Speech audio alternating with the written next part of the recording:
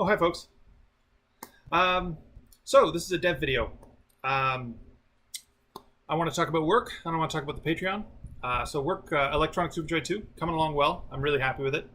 Um, my work over the next couple of weeks is going to get exciting. I know it's been a little slow for the last 2 weeks because I've been doing setup, but what I'm going to do is I'm going to do online stuff, which is already, the menus are already set up, which honestly the menus is most of the time sync. I already know how to do the code, right? Uh, and yeah, so the menus, the login, the setup. So you'll be able to create an account and log in.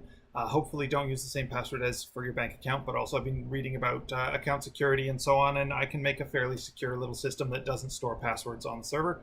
Um, and you'll be able to log in, and it'll store your achievements and so on. So we'll finally be able to get a proper in-game leaderboard. We won't be able to do Steam leaderboard, or I'll hook it up to a Steam leaderboard when there's a Steam leaderboard. But Steam leaderboards are so freaking hackable that you basically need to like allocate a person to constantly oversee it, and it just becomes garbage. It just becomes the top 100 people on the board are cheaters. So if I run my own one, it's slightly harder to hack just because the people who come along and hack Steam leaderboards have tools set up to do that. And mine is not unhackable because, of course, it's a single player game. I'm not going to run always on online or anything. But I think it'll be easier for me to manage it. We'll try. But definitely within the Patreon, we'll have our own little leaderboard going for the next few months, which is, I think, cool. The other cool thing that I'm going to be working on is I'm going to be going through and fixing and polishing levels. And all those levels that are sitting around that are slightly broken, that are, oh, I broke them because they have an old version of the frog or the air sword or the whatever, and that don't have backgrounds and so forth. Basically, I'm going to go through those. So there's a whole section for World 1, which is pink or pinkish, and those are set in Groove City, not the game Groove City, just the city Groove City, because like ESJ has a ton of storyline. But basically, there's a city called Groove City. I'm going to go through and polish those and make up an art style and draw pixels that rotate in the background and do all the stuff, sort of like with the sewers. And so for the next couple of weeks, I'm hoping to bang out a couple of polished levels every week and sort of get the levels that are floating around polished. This is going to be some severe level smashing, basically. I'm going to take a level that's too hard. I'm going to say, look, it has to be in World 1. It has to be easier. And I'm going to modify the level so it's easier. And I'm going to take a level that's too easy and say, oh, this has to be in the hell worlds. This has got to be much harder. And I'm going to smash it and break it. And, like, you'll recognize it. I'm not going to massively change levels, but I will go through and add a bunch of monsters or cut out a bunch of monsters or things like that. So this is more than just going and doing the graphic polishing. It's going and doing the polishing and the bug fixes and the level balancing and smashing it into the level and saying, no, this is its slot. This is actually going to be its slot. Bang. I'm going to go through and write jokes and put NPCs and, put a little bit of story arc and so on, because now I have all the pieces all lying there, so I can do that. So that'll be fun. I'm going to target Groove City right now, but I'm also going to do Mega Hell pretty soon. Possibly both at once. It takes me about a week to make the style, because that's me sitting down with a lot of reference art, drawing a lot of stuff, trying a lot of stuff that won't work. That's the problem with coming up with an art style. It's very, I've got to like, oh, maybe this would be cool, try it. Oh, wait, that looks like shit. Don't do it. So there's a lot of stuff like that. I did it for the sewer levels. I'm going to do it again and again for about 4 or 5 main styles, maybe 3 really core main styles. And plus there's the Santa's Workshop stuff and the Chill Cave Hell stuff. So yeah, maybe 4 or 5. Yeah. And then once I've got the style down, I'll pick a level that's pink and supposed to be pink, and I'll make it pretty. And I'll fix its bugs. But then there's going to be some, of course, that are like much more broken than others, and those will probably require me really going in, rolling up my sleeves, and like, taking out parts, putting parts in, fixing things. Yeah. Right. Then the other thing is with the Patreon. I'm excited. So basically, I started the Patreon. It's my first Patreon ever, right? I don't know much about Patreon. I went and read some stuff, and I went and talked to some people who knew about Patreon. They told me some stuff, so it wasn't like totally inane. But basically, this is my first Patreon. You guys are along for the ride with me. So I'm going to be making some changes because obviously Patreon doesn't really suit what I'm doing. I'm the first person to do a game based on weekly updates in Patreon properly, I think. I mean, there's one. I've looked. There's some that sort of kind of fit that. One of the things is I'm not making webcomics every day forever. I'm making a game. At some point, the game will be done. And so my general plan there is once the game is hits gold, is launched, I will change the Patreon tiers. I'll just sort of grandfather in all the stuff. Like, you're not going to be kicked out or anything. But obviously, Envy isn't going to keep making new music for a game after it's out. At some point, some of the tiers won't make sense. So I'll lock them, and I'll probably break them down into something like, supporter, gold supporter, producer, or something like that. And the Patreon will be for upkeep. And so that will fund me and Tim and so on making more and more level design features and doing more and more bug posts and so on, and adding more stuff, because the basic for launch gold game will be a fun game that's a good deal, that's fun.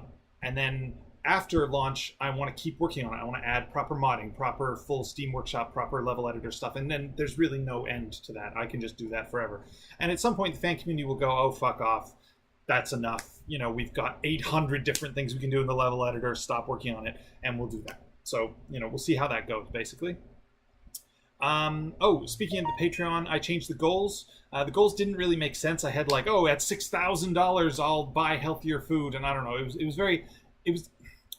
Patreon is not Kickstarter, and that's a thing that I knew, but I didn't know like at a base level. I still don't know it. I'm still doing things slightly wrong. So I changed the goals to be just slightly more reasonable. I probably should do something like, hey, at $1,000 a month, I'll do 1 update a month, and at $2,000, I'll do 2 updates a month, or some sort of like tie it to the monthly update thing. But of course, that's bullshit, because I'm making a game, not like a webcomic. I'm not going to update more if I have more Patreon followers. I'm going to update as much as I fucking can because I'm working full time, because I'm going to make this game, and you guys are helping me make it. So we're sort of, I've actually talked to the people who at Patreon. I've talked to it's a pretty original, crazy Patreon, right? Like, it's not a normal use for it. So we'll see how it goes. I have been lazy, dumb, wrong about physical rewards. I haven't sent out a physical reward since February. So I'm several months behind on the physical rewards. However, everybody who paid a penny for any physical rewards is going to get physical rewards. No problem.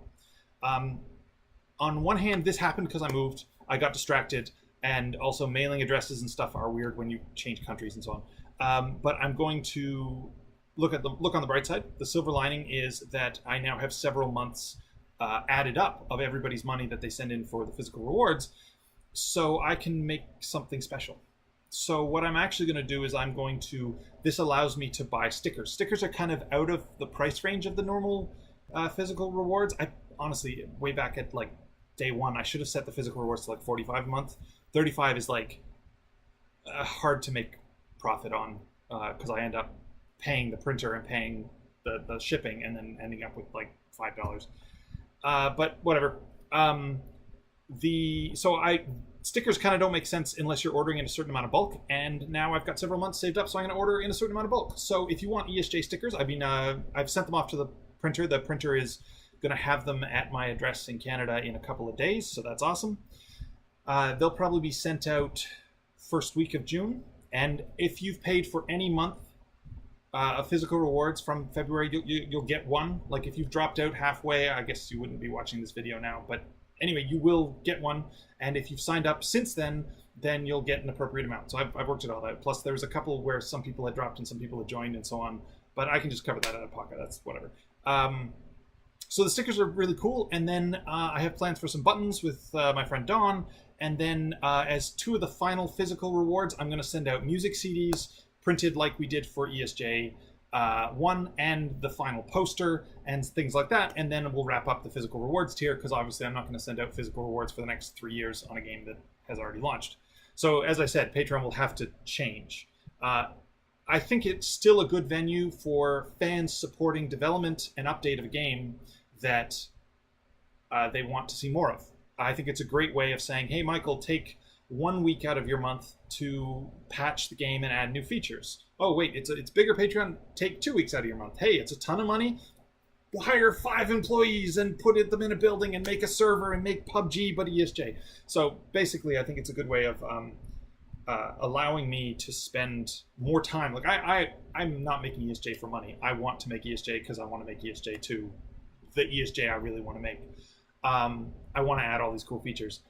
But it's also hard to be like, hey, Tim, you and I are going to spend tons of time instead of working at jobs. on this game, and so it's the Patreon basically helps me support that. Yes. Oh, and there's one other big thing, or two other big things. So price point. Some people were talking about price point. I've mentioned this before. Basically, it's going to be $7.99. It's going to be the same as ESJ1, except it might be free. I kind of want to do free. I'd probably do it like Doki Doki Literature Club, where I have a DLC which has the soundtrack, which has some bonus levels, some secret whatevers, some blah blah blue. I'll have to look at that. And then some of the stuff that you guys have already accessed in the Patreon, where you get like, the digital versions of the poster and so on. And that's in a DLC, and that's, $15 because I have to match album prices sort of thing so that I can pay Envy properly and so on. But, well, not even Envy. There's like 3 different musicians involved at this point, which is pretty cool. I like their work. But then the actual core game would be free. You just buy the DLC for all the extras. And I think that's cool. And if the Patreon can get to the point where, like, I think that's something where the Patreon comes in. It's, you guys have paid so much money, you're essentially just saying, well, I can make money off of the Patreon. I can make money off of the Patreon. I don't need to sell the game for money. I can just give it out for free, which I think would be awesome. Yeah. So there's a decent possibility of that happening. I'm going to see if I can make it work. Basically, if I'm broke and I need to pay rent, I might have to charge for the game.